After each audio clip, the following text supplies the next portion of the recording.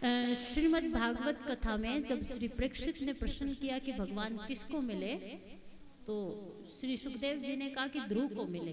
ध्रुव ने 6 महीने ओम नमो भगवते अखंड इस मंत्र का जाप किया तो भगवान प्रकट हुए। प्रहलाद ने नारायण नारायण कहते हुए उसके पिता ने कहा कि भगवान का नाम नहीं लेना, जहर पिलाया, पहाड़ से गिराया, लेकिन जिस पर भगवान की कृपा हो। और प्रहलाद ने नरसिंह भगवान को प्रकट किया और राजा बलि ने दान देकर परमात्मा को पा लिया। बोलना पड़ेगा हमारा। अब आप कहोगे इतनी ध्रुव जैसी तपस्या नहीं हो सकती, प्रहलाद जैसा भजन नहीं हो सकता, तो दान देकर राजा बलि ने परमात्मा को पाया है। वामन भगवान उसके द्वारे आए, 3 पग भूमि मांगी, 2 पग में ब्रह्मांड पाताल सब मांग लिया, तीसरा कदम कहाँ रखूं? और राजा बलि ने कहा मेरे सिर पर रखिए। तो यहाँ दान दिया है लाखों में, और एक छोटे छोटे बच्चों ने दिया है, तो उनके भाव को ये व्यासपीठ से आपको साधुवाद, आशीर्वाद। अब देखिए, दान से राजा बलि ने भगवान को पा लिया।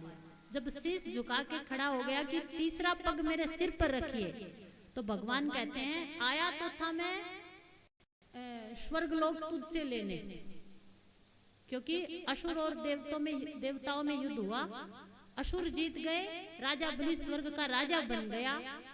तो कश्यप मुनि की पत्नी अदिति ने अपने पति से पूछा क्या करूं मेरे पुत्र को स्वर्ग मिल जाए। तो फागुन की एकादशी से लेकर 13 दिन तक गाय का दूध पीकर जो माताजी 11 दिन तक उपवास करती है तो उसे पुत्र की प्राप्ति होती है। बोलना पड़ेगा।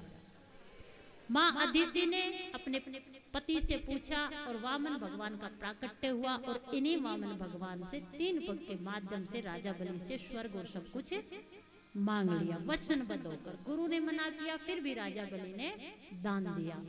तो दान देकर राजा बलि ने भगवान को पाया है। जब जब दान की बात आती है तो राजा बलि का नाम सबसे ऊपर आता है।